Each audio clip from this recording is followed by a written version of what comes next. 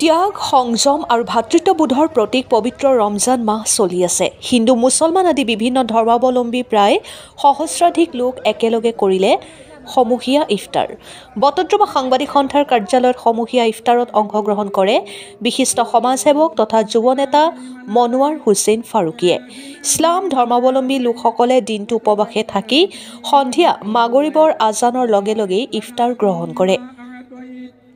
আজি বটদ্ৰৱা সাংবাদিক সন্থাৰ কাৰ্যালয়ত এক সমূহীয়া ইফতাৰৰ আয়োজন কৰে।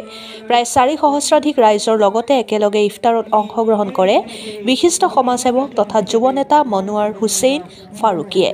ইফতাৰৰ প্ৰাক মুহূৰ্তত বিশ্ব শান্তিৰ বাবে মহান আল্লাহ তালাৰ ওচৰত দুৱা প্ৰাৰ্থনা কৰে। লগতে ড্ৰাগছমুক্ত সমাজ গঢ়ি তোলাৰ বাবে যুৱ প্ৰজন্মক আহ্বান জনায়।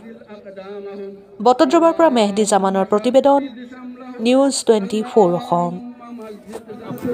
বুলি মোৰ অনুভৱ হৈছে এইকাৰণেই যে পবিত্ৰ ৰমজান মাহত গুৰুজনাৰ পবিত্ৰ জন্মভূমি বটদ্ৰৱাত সাংবাদিক সন্থাৰ উদ্যোগত ৰাইজৰ সহযোগত এনেদৰে একত্ৰিত হৈ এক সমূহীয়া ইফতাৰ কাৰ্যসূচী ৰখাটোৱে এইটোৱে সূচায় যে আচলতে আমি সংহতি যদি আমি জীয়াই ৰাখোঁ, আমি যদি একতাৰ মিলন যদি বান্ধি ৰাখিব পাৰোঁ, তেতিয়াহ'লে আমি এখন সুন্দৰ আৰু সুস্থ সমাজ গঢ়ি তোলাত আমি সমৰ্থবান হ'ম। মই প্ৰথমে ধন্যবাদ জ্ঞাপন কৰিছোঁ, কাৰণ বটদ্ৰৱা সাংবাদিক সন্থাই বিভিন্ন সময়ত ছাত্ৰ ছাত্ৰীৰ মাজতো কিছু তেওঁলোকে মেছেজ দিয়ে আৰু সমন্বয়ৰ যিটো ধাৰাবাহিকতা, বিহুৰ সময়ত তেওঁলোকে অনুষ্ঠান পাতে, যেনিবা ভোগালী অনুষ্ঠান এটা মাজতে গৈছে আৰু এতিয়া ৰমজান মাহত তেওঁলোকে ইফতাৰ পাৰ্টিৰ আয়োজন কৰিছে। এইটো যিটো নাই সমন্বয়ৰ ধাৰা, সমাজত যেনেকৈ সমন্বয়ৰ ভাতৃত্ববোধ অক্ষুণ্ণ ৰাখিব লাগে, ভাতৃত্ববোধ ভাৱ জাগ্ৰত কৰি ৰাখিব লাগে, এইটো বটদ্ৰৱা প্ৰেছ ক্লাবে গোটেই অসমলৈ এটা সুন্দৰ মেছেজ দিছে এই পবিত্ৰ ৰমজান মাহত। গতিকে মই ৰমজান মাহৰ এই শুভক্ষণত বটদ্ৰৱা প্ৰেছ ক্লাব সাংবাদিক সন্থালৈ মই অন্তৰৰ পৰা ধন্যবাদ কৃতজ্ঞতা জ্ঞাপন কৰিছোঁ। পবিত্ৰ ৰমজান মাহৰ উপলক্ষে সমূহীয়াভাৱে যি ইফতাৰ পাৰ্টি আয়োজন কৰিছে, ইয়াত হিন্দু মুছলমান সবিশেষ ধৰ্মাৱলম্বী লোকে ইয়াত অংশগ্ৰহণ কৰিছে। সঁচাকৈ ই এটা সম্প্ৰীতি বাৰ্তা কঢ়িয়াই আনিব গোটেই অসমবাসীলৈ, বিশ্ববাসীলৈ।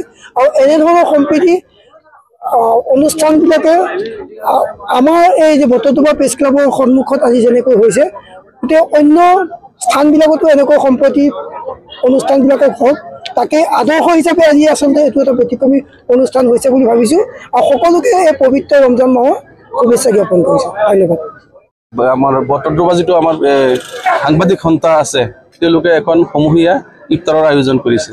আচলতে এনেকুৱা সমূহীয়া ইফতাৰে আমাৰ মাজত ভেদাভেদ আঁতৰ কৰি এটা ভাতৃত্ববোধৰ সৃষ্টি কৰে আৰু আমি তেনেকৈ এখন আমি ভাল সমাজ, সুস্থ সবল এখন সমাজ আমি গঢ়ি উঠাব পাৰিম বুলি আশা কৰিছোঁ। ইফতাৰত কিমান লোক সমাগমটো আপোনালোকে নিশ্চয় চাইছে, ইয়াত হেজাৰ হেজাৰ মানুহ আহিছে।